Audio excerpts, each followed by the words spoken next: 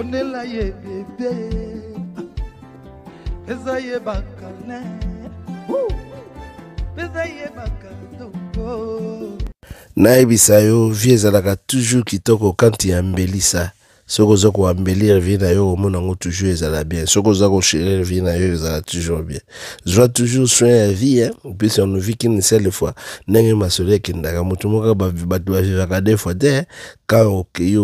c'est-à-dire c'est pelalia nenge masole za okende. Biso tout aux témoins. On est témoin puis c'est tout fan ba tous ba habitants à terre à makamoni neza koleka. Vous savez déjà que notre musique ezalaka toujours accompagnée dans la sap. Sap ezalaka wana po musique na biso ezalaka na vraiment na mode ya bien mais kala to yebaka ndenge na kosalela la sap te po artiste na biso bazalaka tellement naïf ba yebaka te ke sap eza makampe ya business donc business etambulaka ndenge ne mais musique na biso bane ko tambola na façon moko ya idiotie desengela ki bato baya ko chango na nzela c'est-à-dire musique ekoki ko tambola esu ndenge bane ko tambola kala te po kala ba idiot na kati musique bazalaki mingi ba yeba ko comprendre te omona artiste moko munene azana renommé moko munene mais azo sale la maison moko ya pays mosusu o ezali pays wana eza culture na bango mais bazo sale la bango publicité samba futaye mona koleka na TV zo oganga ngana lati bayoji ya mamoto ngana lati bakasa moto ngana lati boye la boye samba me ba pesa e caché tire ro bazandengo wana ngana lati balemene ngo pe baye ayebi ete mais génération zo poussana makambo za o changer nenge makambo zo changer siko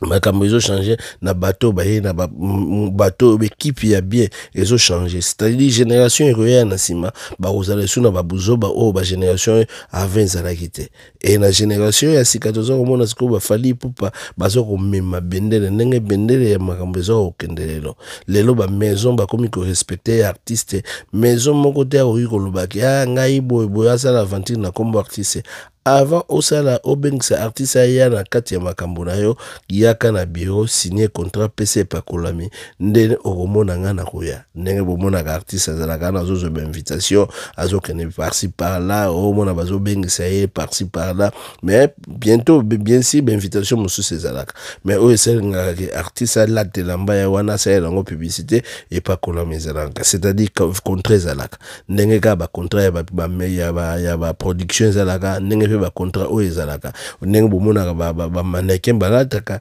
par exemple Didi Stone tant que mona Didi Stone azo telema Didi Stone ako telema talataka maison bo seba pesa ye pa kolami boni siko ba fali pop ozomona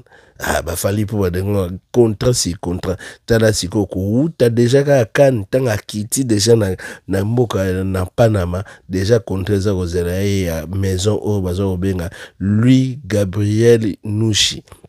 Est-ce que yo yebaki grifouana tout le ba vérité yo yebaki grifouana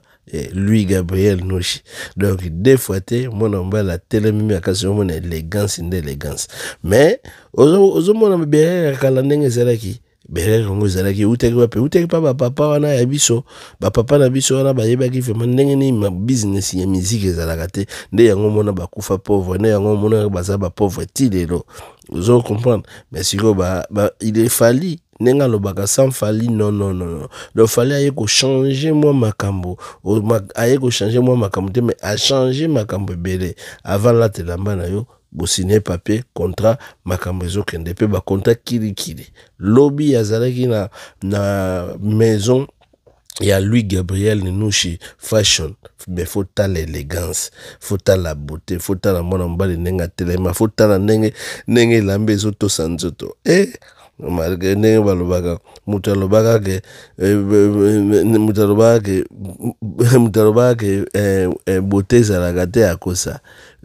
beauté ezalaka bato baboga bazalaka babele fille bazalaka otali mwana mobali ndenge atelemi obi mais non fashion lamba nde lamba osepeli oyebi ke nga ndenge nazamoi na sepeli nakomi sikoyo koluka fo nasomba elambanga mais sikoyo so otali bamusicien mosusu okomona neti yaya na kanjadi donc soki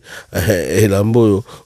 moye acha biloko na poche eza te po elamba oyo moye esimba eza te ozwi mpe loto la mokuse moye balata mpe elamba oyo eza te mais attendez wana bakozwa ba contrat ngo wapi nano nga ko bengisa bango pour ba kene ko représenter ba maison ya baboye ba maison ba eza na ba maison ba qualité omoni la sap na musique eza ko accompagner ezokende nzela moko là l'artiste a signé déjà contrat na ena Louis Gabriel Nushi. Donc lobby bon mon artiste mususu ba na robeta ngo donc les obeta ma déjà na Paris déjà dans les bons. C'est pourquoi nous avons le niveau na niveau ekeseni. Comprendre tala année 2023 depuis bandaki tilelo na 2024 nani artiste ni congolais ba bengisi na maison moko quelconque. 2024 bani wana date mususu yango wana bapesi bokene boluka nani ba maison na bino obo luka ta maison moko congolais ameka osala la promotion luka ta maison moko comprendre fallait pour bomisa batu na malembe fallait azoboma batu malembe madonge calmement batu baza ko dionga se ko dionga. C'est pourquoi moi ma comme na eseri bino lobby warrior alelaka te warrior azamuta na attaque on attaque et ba jaloux bako diembika bango moko à comprendre donc wana ezaki moi aventure na ngeke na ça na bino mais fallait pour bazaki lobby na fashion azaki lobby na lui gabriel le fashion ezaki donc tokos na tokos il faut mon respect bazo pesa artiste et artiste représente bien sa culture artiste représente bien son art donc ça déjà dans les bons sinon botika la kitoko toujours na préparation ya Stade de France toujours na préparation à Madison Square toujours na préparation ya O2 Arena kala mingi te ba date za nzela tokos